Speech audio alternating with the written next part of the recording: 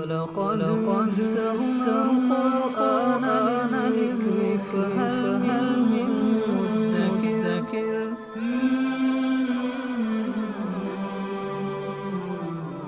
سورۃ النساء آیت نمبر 97۔ اعوذ باللہ من الشیطان الرجیم، بسم اللہ الرحمن الرحیم۔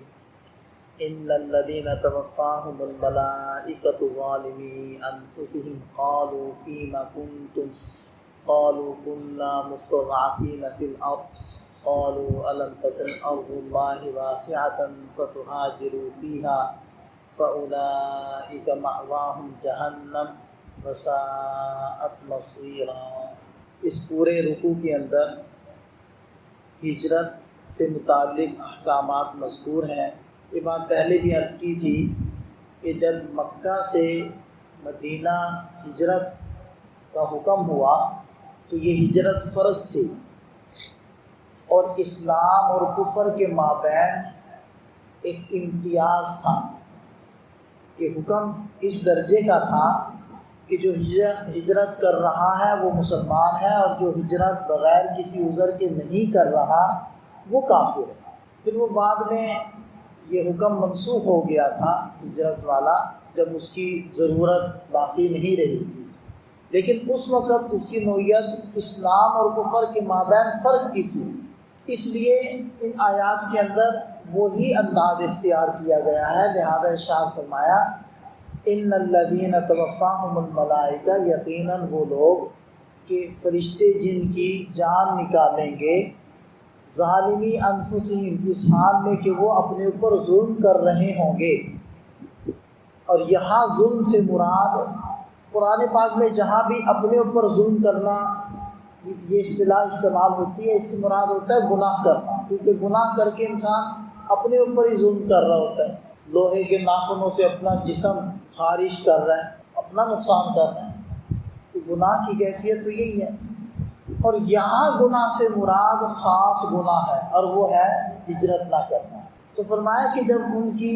فرشتے روح قبض کریں گے اس حال میں کہ وہ اپنے اوپر ظلم کر رہے تھے، یعنی ہجرت نہیں کی تھی انہوں نے، تو قالوا فیما کنتم، تو فرشتے ان سے پوچھیں گے کہ تم، یا فرشتوں نے ان سے پوچھا کہ تم کس حالت میں تھے، یعنی تمہارا گناہ کیا تھا، تم کس گناہ میں مبتلا تھے، اور یہ جو تم نے گناہ کیا اس گناہ میں تم مبتلا کیوں تھے؟ تو قالوا كنا مستضعفین فی الارض، انہوں نے کہا کہ ہم زمین میں کمزور تھے، ہمیں دبا دیا گیا تھا، ہمیں پابند کر دیا گیا تھا، ہمارا زور نہیں چلتا تھا۔ تو قالوا، فرشتے کہیں گے الم تکن ارض اللہ واسعۃ فتہاجروا فیہا، کیا اللہ کی زمین وسیع نہیں تھی تم اس میں ہجرت کرتے؟ یہ حکم تو ایک خاص موقع کا ہے، لیکن قرآن پاک کی جو آیات ہوتی ہیں وہ عام ہوتی ہیں، تو اس سے ہر وہ گناہ اب مراد ہوگا کہ جس کے اندر کوئی صاحب مبتلا ہے، وہاں کے ماحول کی وجہ سے، کلچر کی وجہ سے، یا اس ادارے کی پابندیوں کی وجہ سے، تو وہ اس گناہ میں پڑا ہوا ہے۔ اور اسی طرح کوئی ملازمت ایسی ہے جو حرام ہے، حرام درجے کی ہے، جیسے سودی کوئی ادارہ ہے، بینک ہے، کوئی ادارہ ہے جس کے اندر وہ جاب کر رہا ہے، اور وہ سودی جاب ہے، وہ حرام ہے۔ تو اس حالت میں ہی جب فرشتے اس کی روح نکال رہے ہوں گے تو وہ یہ کہہ دے کہ میں تو کمزور تھا، میں کیا کرتا، میں تو مجبور تھا، میری تو منشا چاہت نہیں تھی۔ تو فرشتے کہیں گے کہ فتہاجروا فیہا الم تکن ارض اللہ واسعہ، کہ اللہ کی زمین وسیع نہیں تھی،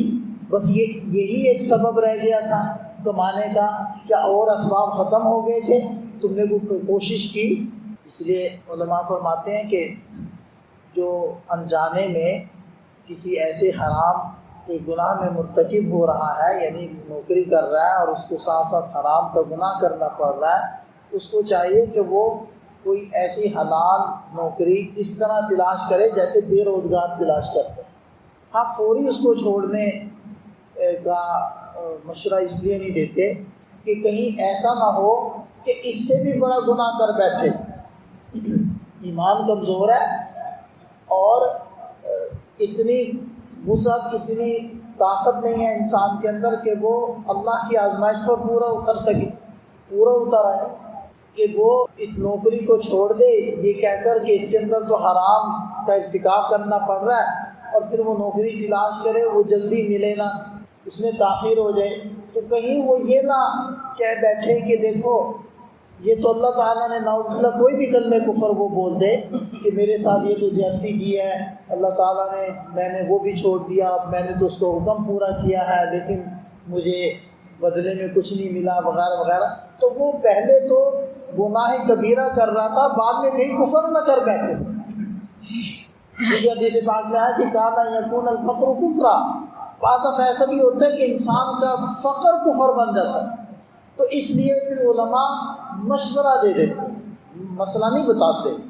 مسئلہ تو وہی ہے جو قرآن بتا رہا ہے، تو علماء مشورہ دیتے ہیں کہ تم ایسا کرو کہ فی الحال اس کو نہ چھوڑو، کوشش جاری رکھو اور ایسے ہی تلاش کرو جیسے کوئی بے روزگار تلاش کرتا ہے، اور جیسے تمہیں وہ حلال روزگار ملتا ہے تو اس کو تم چھوڑو۔ تو وہ فرشتے جب روح قبض کرنے کے لیے آئیں گے اور بندہ کسی بھی گناہ میں مبتلا ہے تو وہ پوچھیں گے فیما کنتم، جناب کس گناہ میں پڑے ہوئے تھے ذرا بتاؤ۔ قرآن پاک میں مختلف جگہوں پر فرشتوں کے مکالمے ہیں، وہ فرشتے اس وقت نظر آئیں گے جب فرشتے روح قبض کرنے کے لیے آئیں گے، اس وقت بندہ فرشتوں کو دیکھتا ہے،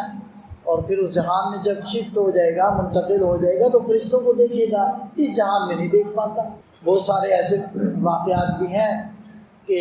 لوگ مرنے سے کچھ وقت پہلے اس نے فرشتوں کو دیکھا ہے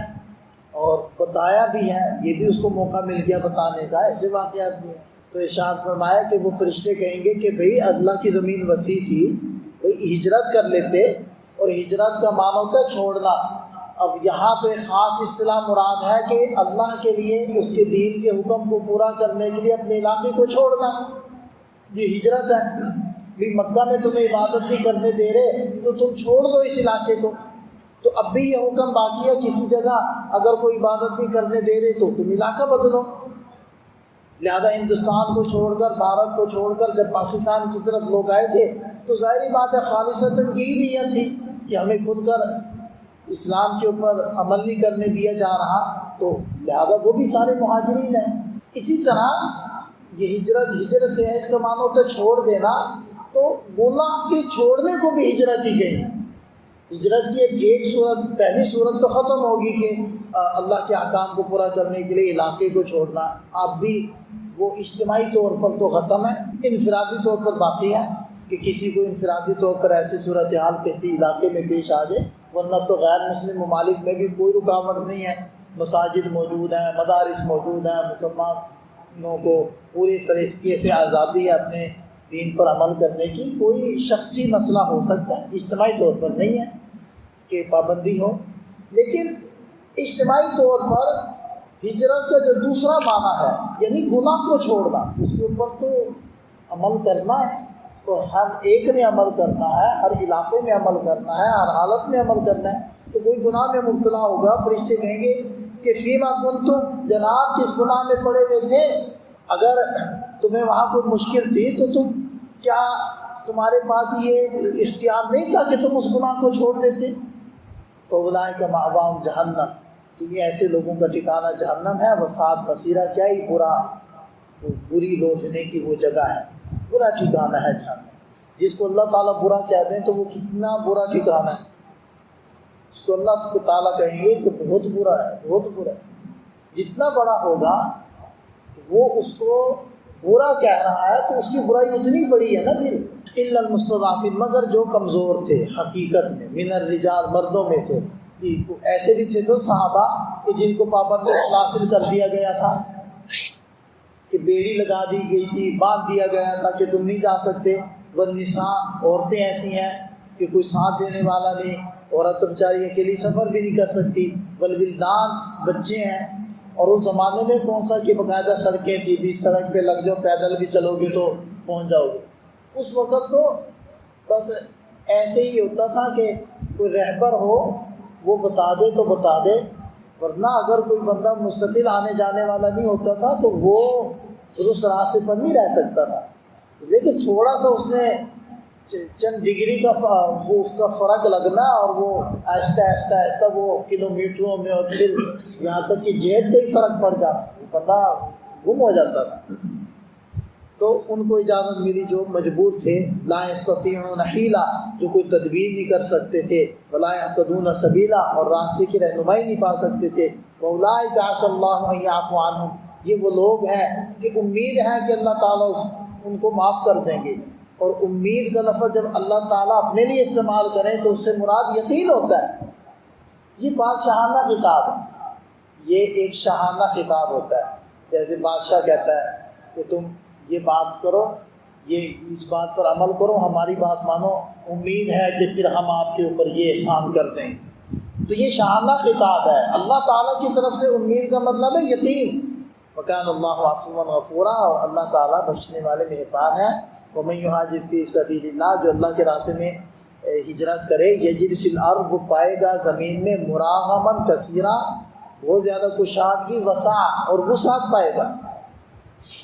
وَمَن يَخْرُجْ مِن بَيْتِهِ مُهَاجِرًا إِلَى اللَّهِ وَرَسُولِهِ، اور جو اپنے گھر سے نکلے ہجرت کرتے ہوئے اللہ اس کے رسول کی طرف، پھر اس کو موت عام پہنچے، ثم يدركه الموت، پھر اس کو موت عام پہنچے،